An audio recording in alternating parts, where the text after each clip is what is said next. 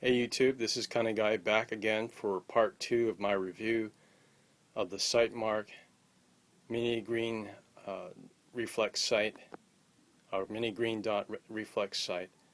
I just mounted this to my Russian SKS using the Midwest Industries mini sight mount that replaces the rear sight, and just wanted to show you or give you a visual of what the Sightmark looks like mounted onto the Midwest Industry mini dot sight mount.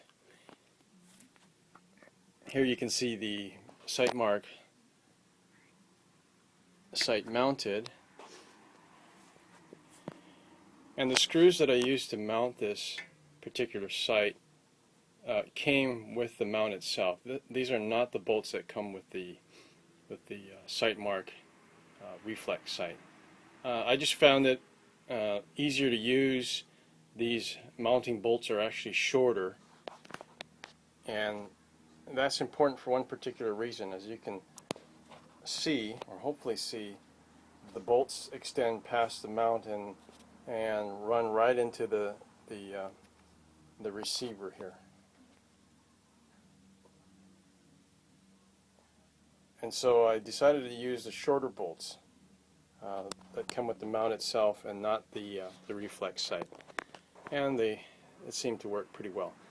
My comments with regard to the sight and the mount, the sight and mount are solid, doesn't move or is really difficult to move. There are a few problems with the Midwest Industries mount, and I'll point those out in a few seconds. The mount itself, from a visual, looks a little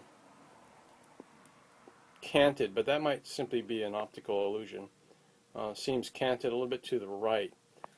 Now the Sightmark mini dot mount, or excuse me, the mini dot sight comes with two settings here. The on and off switch is right here. All the way to the right is off.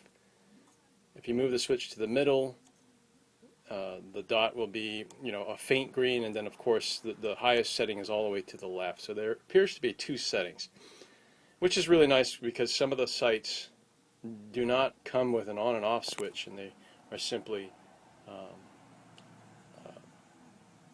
I guess left in the on position with a light sensor, and when you put the cover back onto the sight itself, it supposedly shuts off the sight. Well, this one has an on and off switch, so that's nice. As far as optics is concerned, there's a slight bending through the viewing glass. Doesn't cause a problem in its actual use.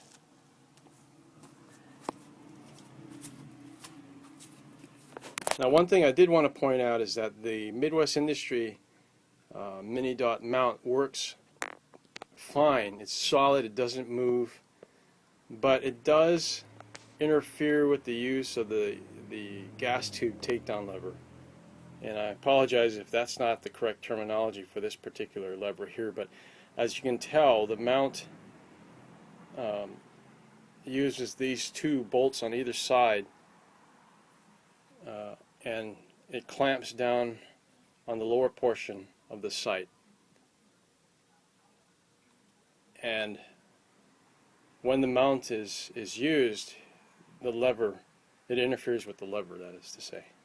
So you can't lift this lever to remove the gas tube, and you actually must remove this particular mounting bolt in order to remove the gas tube.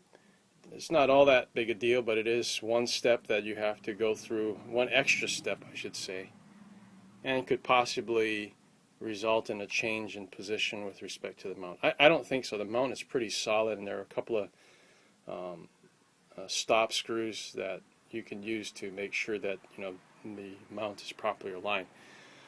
The sight is solid. This is probably aluminum. It's pretty solid. It's not plastic. The back portion is plastic right here. Now, my biggest gripe about this particular sight is with the adjustment screws that you see here. This is for the windage adjustment, and this is for the elevation.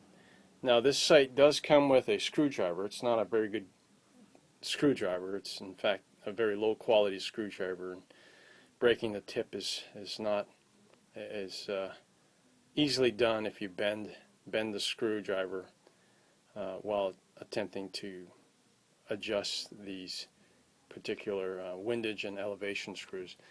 My biggest complaint about this sight is that these particular screws are not independent of each other.